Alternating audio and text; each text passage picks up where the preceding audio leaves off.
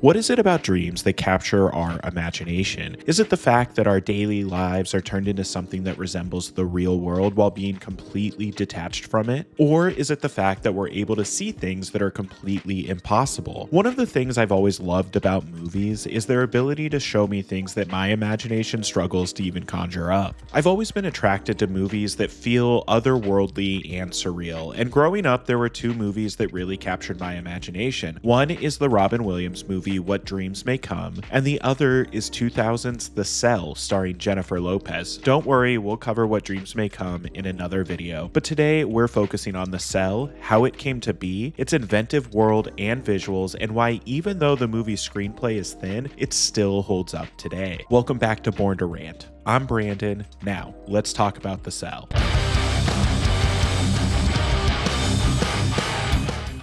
For me, The Cell really became a part of my movie DNA about 10 years ago when I randomly put it on to show my wife. My wife! I really can't even remember why I put it on, but by the end of it, we were both completely blown away by the movie's visual language and the way it made us feel. And since then, it's actually been a part of our regular rotation every fall when we start watching movies to prepare for the Halloween season. I think a big part of why this movie sticks with me is that I rediscovered it shortly after getting really into filmmaking as an art form, learning more about directors like David Lynch, Andrei Tarkovsky, and Alejandro Jodorowsky. And while The Cell may not hold the same pedigree as the movies in those filmmakers' filmographies, it does take a lot of inspiration from them. And when a mainstream project uses inspiration from more underground projects, it's something that I always find fascinating. Go check out my video on Event Horizon if you want to hear me talk more about Andrei Tarkovsky's influence on a mainstream movie. And look, I'm really not trying to claim that The Cell is some great lost masterpiece of an art film or anything like that. But what I am saying is that it holds a lot more artistic weight than it's been given credit for over the years. Sure, it has its fans, but for every one fan it has, there's probably 10 people that think of it as just another crappy horror movie from the early 2000s. And when I watch this movie now, the things that make it work for me aren't the story. It's the way that the director, Tarsem Singh, the cinematographer, Paul Laufer, production designer, Tom Vaughn, costume designer, Eiko, Ishioka, and Vincent D'Onofrio's performance all work together to create something so vividly dreamlike and terrifying that you can't help but have the imagery stick with you after watching the movie. Like this costume specifically that D'Onofrio wears is the one that sticks in my mind the most. Something about the cracking white paint, the hairstyle, and of course the voice all just live within my brain rent-free as one of the most terrifying characters I've ever seen in any movie. And before we go any further, if you're enjoying this video so far, just a reminder to like and subscribe, and if it means anything to you, I use no AI in the making of my videos. Now, let's go back in time and learn a bit about how The Cell came to be. And it all begins with this guy,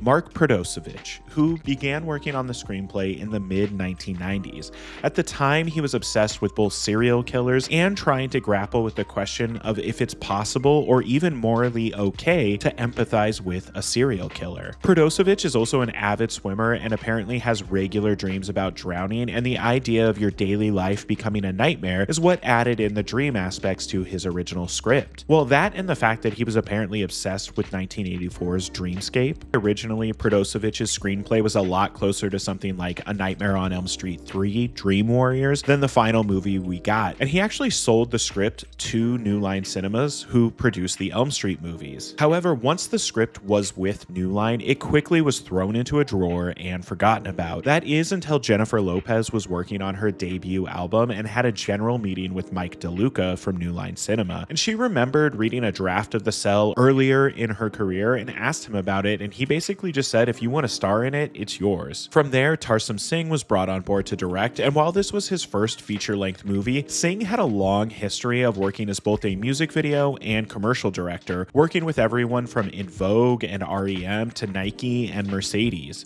And it was actually Singh who brought Eiko Ishioka on board as the costume designer because of how much he loved her work on Bram Stoker's Dracula a few years earlier. As for the casting of the movie, it sounds like Vince Vaughn signed on shortly after J-Lo, and D'Onofrio was right behind him. And while the production was beginning to ramp up, the studio was hiring multiple different screenwriters to hammer out different drafts of the screenplay, something that Prodosevich was not too happy about, saying that the final film bears little resemblance to the script that he originally wrote and the story he was hoping to tell. And in July of 1999, The Cell went into production with a $33 million budget, filming primarily in Los Angeles, but traveling to both Barcelona and the Namibian desert, where they also shot Mad Max Fury Road. As far as behind-the-scenes stories go for filming this movie, the big one is the fact that Tara Subkoff, who plays the kidnapped Julia Hickson, was unable to be underwater without holding her nose, something she neglected to let Singh know when he asked her about her swimming abilities, and this made shooting her rescue scene incredibly difficult. You'll notice she's primarily shown in wide shots so that you can't really see what she's doing. And Singh is apparently still pretty mad about this, mentioning it multiple times in the audio commentary for the movie, saying he wished he could have swapped Subkoff and Catherine Sutherland, who played the previous victim, but due to budget and time, he wasn't able to make that happen. But other than that, the filming for The Cell seems to have been pretty straightforward and had a fairly standard post-production process. And on August 18th, 2000, The Cell was released into theaters, and on its opening weekend, it made $17.5 million against its $33 million budget and was #1 at the box office, beating out movies like the original Kings of Comedy, Space Cowboys, and The Replacements. The Cell would go on to make a worldwide total of $104 million, making it an objective hit for the studio and everyone involved. But while the movie may have been a hit with audiences, it was a little more divisive amongst critics, currently hosting just a 44% on Rotten Tomatoes and a 40% on Metacritic. Most critics point to this movie's incredible visual style, but attack the screenplay for having a paper-thin plot and it being more style than substance. And to those critics, I say, so what? Because I think that The Cell succeeds at doing exactly what it set out to do, creating a dreamy horror landscape that both excites and terrifies its audience. And with all of that out of the way, I think it's time that we dive deep into 2000's The Cell. And here is your one and only spoiler warning for a movie that is now over 25 years old. In what world do you live in? So the first 5 minutes of The Cell treat us to these amazing shots of the Namibian desert with its gorgeous orange sand and blue skies. I really like the way after J-Lo gets off this horse, she turns around and it's become a statue. Just a very cool way to introduce us to the fact that the world we're seeing is just a bit off. J-Lo makes her way to this little area and we're introduced to Edward Baines, her patient, and Baines' malevolent alter ego, Monkeylock. Monkeylock is the boogeyman. Monkeylock wants me where I am, which causes J-Lo to touch her wrist, and then we cut to her and Edward suspended in a poorly lit lab room. And real quick, I mentioned earlier that Eiko Ishioka was hired off of her work on Dracula. Well, the suits worn to enter the dream world are the exact same suit design that Dracula has as armor in that movie. But once we're in the real world, we're introduced to J-Lo's character, Catherine Dean, and her crew of colleagues. We've got Marianne Jean-Baptiste as Dr. Miriam Kent and Dylan Baker as Henry West. Upon waking up, we learn that Edward has been diagnosed with Wayland's infraction, a rare type of schizophrenia that doesn't actually exist. But the point is that the disease has put this little boy into a comatose state, and his parents are running out of patience with this experimental procedure using the dream sharing technology, and that they're planning to transfer him to a different hospital in the coming months if there's no improvement. We then cut to our introduction of Vincent D'Onofrio as Carl Starger and his beautiful dog as they're speeding down a dirt road in an old truck. And I don't know why, but this little drive really reminds me of the ending of Seven. I also really like how Carl looks in the real world. He's so unassuming and strange, and I have to wonder if his look was an inspiration for Javier Bardem in No Country for Old Men. So Carl arrives to his little murder bunker and we see a woman suspended in the water, apparently having drowned and died. That is until she begins shaking one final time, and I think that the way that Carl hides away upon movement is very telling about who his character is. Like, it's clear that he doesn't want to actually see the girl die in person, though he does tape her drowning. He then takes the body to a second location and sprays it down with bleach to create this doll-like look in his victims. And then he hooks himself up to several hooks and suspends himself over the body and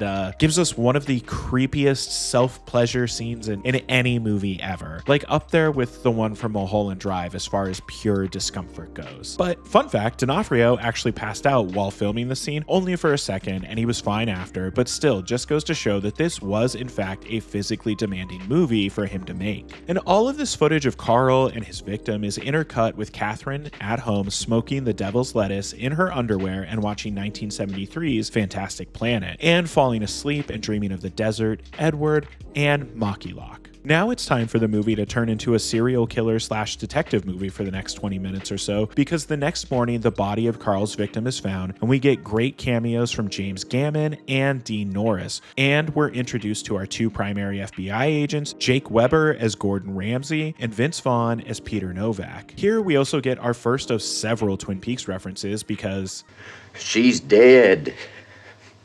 Wrapped in plastic. I mean, even the way they pull the plastic down to reveal the face is the exact same shot from the pilot of Twin Peaks. One thing I will say about this scene is that when watching this movie again, it really stood out to me how stiff Vince Vaughn feels here. I do think he loosens up and falls into his role a little bit more as the movie goes on, but his first several scenes of this movie feel very stiff and like he was miscast. From here, we follow the FBI as they work to track down the killer, and we also intercut a lot with Carl as he stalks and picks up his next victim. Actually, the scene of him abducting Julia Hickson is particularly terrifying because he uses his dog's ability to play dead to get her, which is just diabolical. I actually kind of really like when this movie turns into Red Dragon for a few minutes. I always like watching these kinds of procedural cases, and the fact that the FBI are able to identify Carl by a single strand of dog hair and the pickup truck he drives, I mean, come on, that's just good old-fashioned detective storytelling right there. Unfortunately for the FBI, just as they uncover that the killer is Carl Starger, it turns out that Wayland's infraction schizophrenia is taking over his brain, causing him to fall into the same type of coma as Edward Baines. Which means that even though the FBI have found the killer, they still have no idea where his latest victim could be. But they know there's a ticking clock, and they've got just about 36 hours to figure it out before she's drowned like the other victims. I also have to call out the second Twin Peaks reference of the movie here, because as Carl is taking a bath, he starts singing Mersey Dotes. And Dogsy Dotes.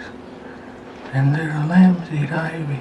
Which, spoilers for Twin Peaks, is sung by the killer in that show as well. Luckily for Ramsay and Novak, they've got all-time great character actor Pruitt Taylor Vince to tell them all about the program that J-Lo and her team work for, which of course leads to them showing up and begging the team, mostly J-Lo, to go into the serial killer's mind and find out where Julia Hickson could be. While she's hesitant, she does of course end up agreeing to go into his mind, and Catherine going into Carl's mind for the first time gives us some of the best visuals of the movie. Like, I think it's really cool that Edward's mind is this open and vast desert, but Carl's is an industrial maze inspired by 9 Inch Nails and Marilyn Manson music videos. Like, almost every shot in this entire section of the movie, I want to pause and just say, look how cool it is, but I'm going to resist doing that. Kinda. But seriously, shout out to cinematographer Paul Laufer for absolutely nailing the look of this movie. That being said, I do really think the shot of the dog shaking bloody water off of himself in slow motion, intercut with Catherine in standard 24 frames per second, is excellent and really drives home how different this world is from Edward's. Pretty quickly, Catherine runs into Carl's literal inner child, played by Jake Thomas, aka Lizzie McGuire's little brother, and she chases him through a stone hallway that's modeled after an H.R. Giger painting,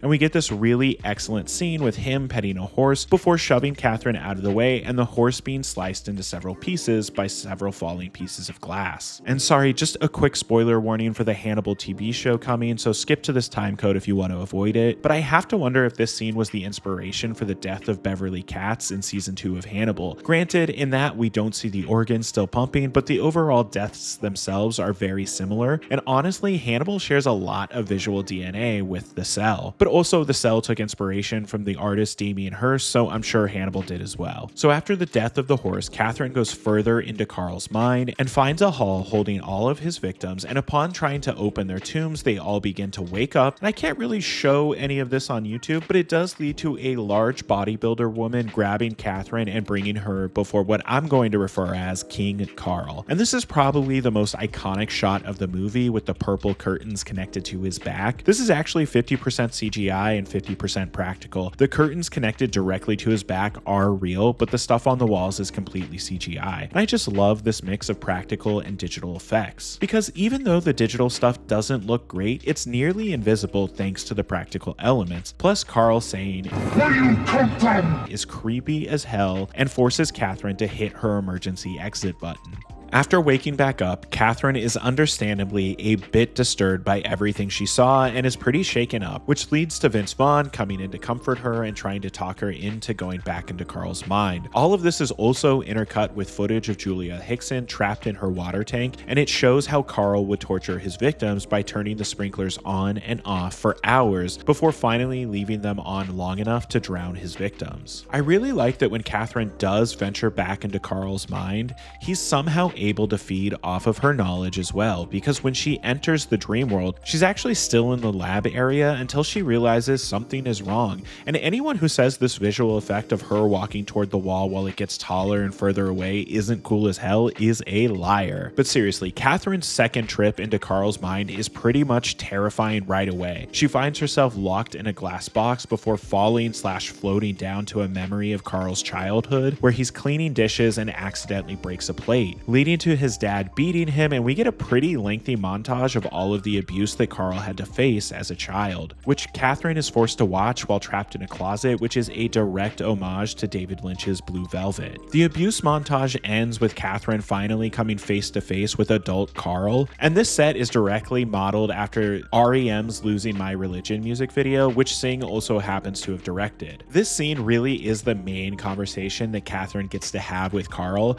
and we learn that his father's abuse began at his baptism when he had a seizure while underwater, embarrassing his father who held him under, and then that night when they got home, his father broke 3 of his ribs and fractured his jaw. And as Catherine starts explaining that he didn't deserve that treatment, that it was wrong, that no one deserves to be treated like that, and we get our final Twin Peaks reference with his movements and speech recorded in reverse and then reversed again, so it imitates the man from another place. And as Carl disappears into the shadows, another demonic Carl shows up just in time to stop her from pressing her emergency exit button and puts a spiked collar around her neck. And this entire interaction leads to Catherine's mind believing that this dream world is real, which means that any harm that comes to her in the dream world from this point on, her mind will interpret as real physical pain, which could lead to permanent neurological damage. Luckily, there's a third station in the lab, so Novak volunteers to go under and rescue Catherine. And when he wakes up in Carl's world, we get a great nod to this painting by Odd Nerdrum called Dawn. And I mean, how creepy is this? So Novak starts poking around looking for Catherine, who he finds pretty quickly, and she is fully locked into this dream world, seducing Novak until King Carl shows up and knocks him out. And when Novak wakes up, he finds the king cutting into his stomach, pulling out his intestines, and begins disemboweling him using a crank, which for my money is both the creepiest and coolest looking shot in the movie. And I love the sadistic way that D'Onofrio plays this version of Carl. Thankfully, Novak is able to snap Catherine out of her trance by reminding her of her brother who died after a car crash left him in a coma for 6 months, which is what inspired her to get into helping kids. So Catherine snaps out of it and stabs King Carl in the back, causing the illusion to shatter and them to be transported to a different room in Carl's mind. And here's where Novak puts it all together when he realizes that the symbols carved into this water tomb are the same symbols that Starger had on his lift apparatus. While Catherine wants to stay and attempt to keep helping Carl, Novak insists that they leave and pushes both of their emergency exit buttons right as King Carl comes down and grabs young Carl. Once they're both awake, Novak and Ramsey rush to save Hickson, and Catherine decides it's time to stop playing around, and instead of going into Carl's mind, she's bringing him into hers, feeling this is her best bet to being able to bring Carl peace. And look, I think this last little excursion between Catherine and Carl is one that either works for you or it doesn't. It feels very odd. Catherine is dressed as what Western audiences assumed was supposed to be the Virgin Mary, but what Singh insists is actually a Brazilian water goddess, and she sits down and has a conversation with young Carl with these odd gold spirals and flowers filling the screen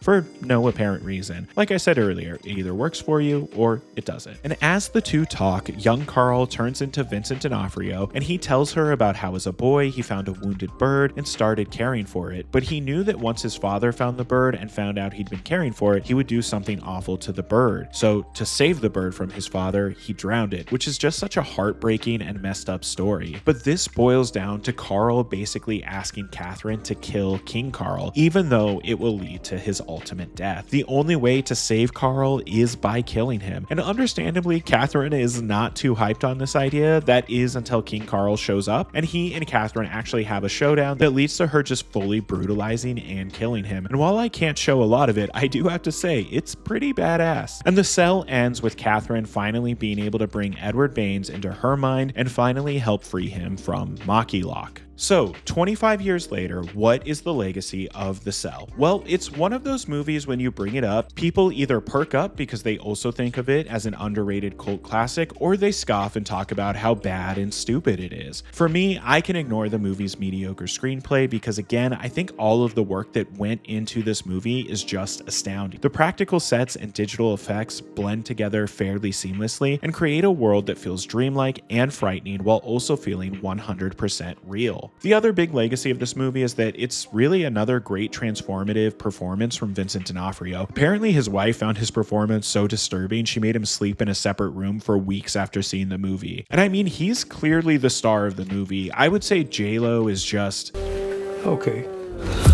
And like I said earlier, Vince Vaughn feels a little stiff. There's also the obvious thought that this feels like a precursor to Inception in a lot of ways, but I honestly doubt this was a direct inspiration, but who knows? Christopher Nolan's got crazy taste in movies. One time we saw Jackass 4 together at the AMC at City Walk. True story. And as far as Singh and Ishioka go, they loved working together so much that they collaborated again on every movie Singh made after this until her tragic passing in 2012. But let me know what you think in the comments. Do you like The Cell? Do you think it's a crappy horror movie? Would you like to see a remake of The Cell or a legacy sequel? If you've made it this far into the video, thank you for watching. It truly means the world. And before we go, as always, an extra special thank you to all of my supporters over on Patreon. You all make these videos possible. If you'd like to join the Born to Rant Patreon, there's a link in the description below. Patrons get to help me choose what videos to cover on this channel, access to an exclusive Discord server, and early access to new videos. And just another reminder that Born to Rant is a completely independent channel. We release new videos covering all of your childhood favorites every Thursday morning at 7 a.m. Pacific time. So please don't forget to like, subscribe, and turn on notifications. Okay, thank you. Bye-bye.